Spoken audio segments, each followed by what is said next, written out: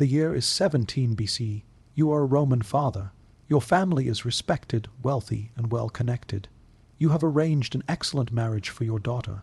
She is 16 years old, beautiful, educated, everything a Roman bride is supposed to be. The wedding ceremony is perfect. The banquet is magnificent. Your daughter smiles, and then they take her away for the final ritual, the one no one talks about. She looks at you once. Her eyes ask a question. You look away because you know what is about to happen, and you cannot stop it. This is the ritual Rome buried so deeply that historians are still uncovering evidence of it. What follows is not mythology. It is a documented practice that reveals something disturbing about the intersection of religion, power, and systematic abuse in ancient Rome. Something that fundamentally changes how we understand Roman civilization. Here is what we know with certainty. Between roughly 300 BC and 200 BC, Roman marriage law contained a provision that appears in legal texts but is almost never explained. In later medieval sources it would be called ius primi noctis, but in Rome it had a different name, deditio deorum, an offering to the gods. Roman law held that marriage transferred a woman from the authority of her father to that of her husband. This transfer was called manus, but before that transfer could be completed, before a woman could legally become a wife, she had to be purified. That word appears explicitly in the legal codes. The 12 Tables, Rome's foundational legal document, state that no bride from a proper Roman family may enter marriage without purification by the designated guardians of divine will. These guardians were priests associated with the cult of Bona Dea, a fertility religion deeply embedded in Roman religious life. Roman religion was transactional. You offered something to the gods, and the gods gave blessings in return. But in the case of marriage, the offering was not wine, grain, or animals. The offering was the bride herself. Archaeological evidence from multiple Roman sites reveals underground chambers beneath major temples.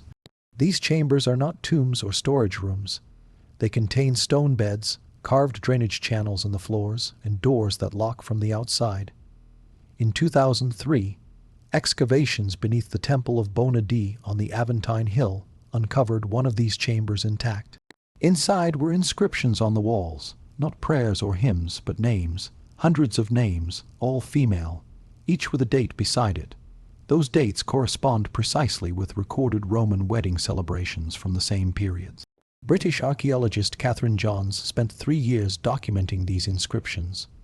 Her report concluded that the women named there underwent a ritual connected to marriage rites, though the nature of the ritual was not explicitly stated.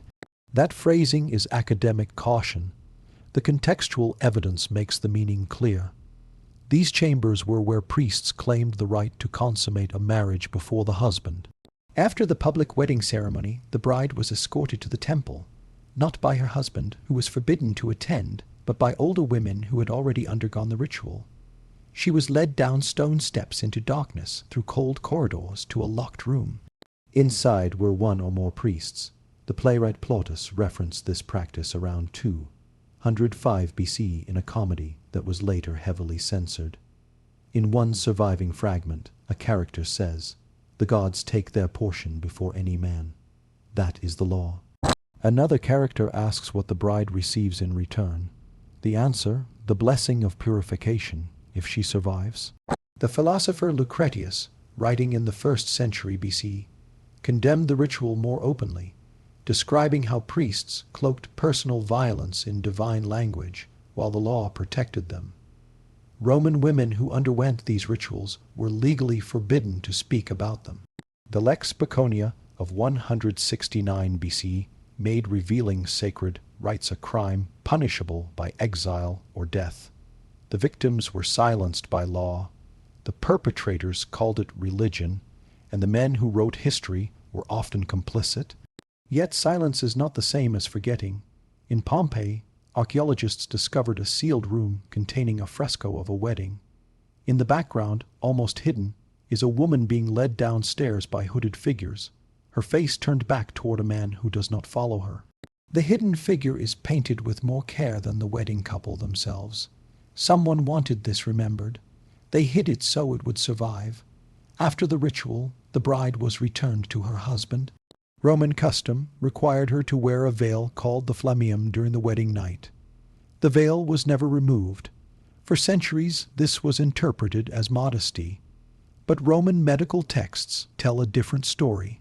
The physician Soranus noted that brides often showed signs of recent injury and advised that the veil prevented husbands from seeing evidence of the purification ritual. The veil was not modesty, it was concealment. In 186 BC, a woman named Hispalia exposed abuses within the Bacchanalia cult, describing sexual violence hidden behind religious rites. The Senate reacted by crushing the cult. But when women attempted to testify about the marital purification ritual, the Senate refused. One consul declared, "We do not investigate tradition." One woman spoke anyway. She described what happened beneath the temple. She was arrested within hours, charged with impiety, exiled, and erased from the record.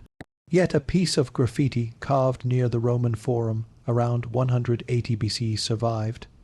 It reads, "Tradition is what monsters call their crimes when no one stops them." Over time, wealthy families began bribing priests to perform symbolic purifications instead. Their daughters were spared. Poor families could not afford this. The practice did not end because it was wrong. It ended because powerful men decided they did not want it done to their own daughters. Juvenal later wrote bitterly, "The poor still offer their daughters to the old gods. The rich offer gold instead." Today, the ruins of the Temple of Bona Dea still stand. Beneath them, the chambers remain. Names are still carved into stone: Julia, Cornelia, Flavia. Women who could not speak but left proof that they existed and that this happened to them. Rome tried to bury this history. It failed. The question is not whether systems like this existed. The evidence shows they did.